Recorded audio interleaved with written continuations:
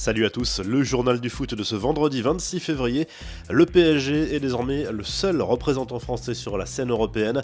Déjà battu à l'aller, le LOSC a de nouveau perdu 2-1 jeudi soir sur la pelouse de l'Ajax Amsterdam et quitte la Ligue Europa au stade des 16e de finale. Pas vraiment aidé par l'arbitrage, le club nordiste peut avoir des regrets sur cette double confrontation.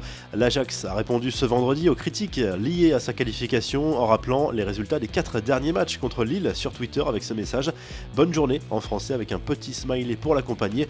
Quoi qu'il en soit, les clubs français affichent encore un bilan catastrophique cette saison en Coupe d'Europe.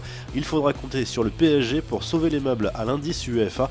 Un coup d'œil sur les autres résultats des 16e de finale retour de la C3, ça passe pour Arsenal, Villarreal, Grenade, l'AC Milan, la Roma, l'Olympiakos, Manchester United ou encore le Dynamo Kiev.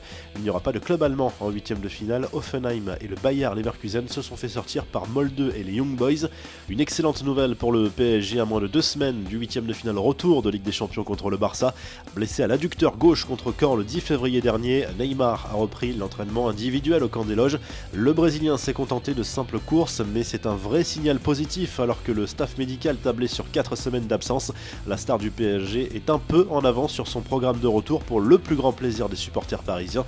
Les infos et rumeurs du mercato, la presse espagnole se penche à nouveau sur l'avenir de Kylian Mbappé et analyse surtout les dernières déclarations de Leonardo à ce sujet. Marca, qui suit de près ce dossier en raison de l'intérêt du Real Madrid pour le joueur, affirme que le PSG aurait fixé une deadline à l'international français pour prendre une décision pour une éventuelle prolongation de contrat. Leonardo et la direction attendraient une réponse ferme et définitive du joueur avant le 8e de finale retour de Ligue des Champions contre le Barça dans moins de 2 semaines. L'aventure de Thierry Henry au club de foot de Montréal, anciennement Impact Montréal, est terminée. À la surprise générale, l'ancien international français a choisi de quitter ses fonctions d'entraîneur pour des raisons familiales. Son nom a circulé dernièrement du côté du club anglais de Bournemouth. De son côté, l'OM négocie les derniers détails pour l'arrivée de Jorge Sampaoli. Le technicien argentin devrait arriver ce week-end à Marseille, mais le timing est trop serré pour qu'il soit sur le banc dès dimanche face à Lyon. En attendant, il a fait ses adieux à l'Atlético Mineiro la nuit dernière. Suspendu, Sampaoli a suivi le dernier match de la saison du club brésilien face à Palmeiras depuis les tribunes, avant de recevoir un maillot de son président. Les infos en bref, le retour de Karim Benzema se précise. Selon Marca, l'attaquant français sera de retour pour le derby face à l'Atlético Madrid prévu le 7 mars prochain.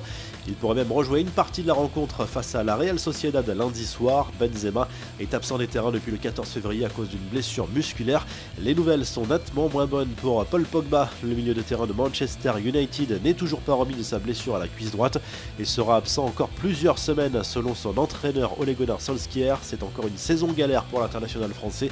En Italie, la Juve a perdu gros à cause du Covid. Les conséquences économiques liées à la pandémie sont énormes, comme pour les autres grands clubs européens. Sur une demi-saison, la vieille dame a déjà perdu 114 millions d'euros.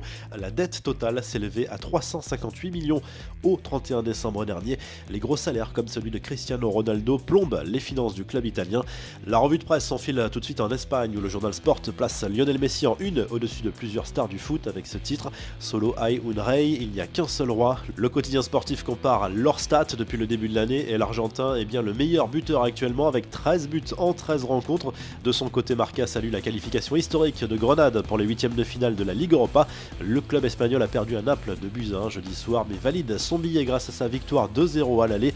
En Italie, le Corriere dello Sport revient surtout sur la soirée d'Europa League. Si le Napoli est éliminé, 2 clubs italiens joueront les 8e de finale, à savoir l'AC Milan qui a sorti l'étoile rouge de Belgrade dans la douleur et l'AS Roma qui n'a pas tremblé en s'imposant 2 fois contre Braga. Si le journal du foot vous a plu, n'hésitez pas à liker la vidéo et à vous abonner et à très vite pour un nouveau journal du foot.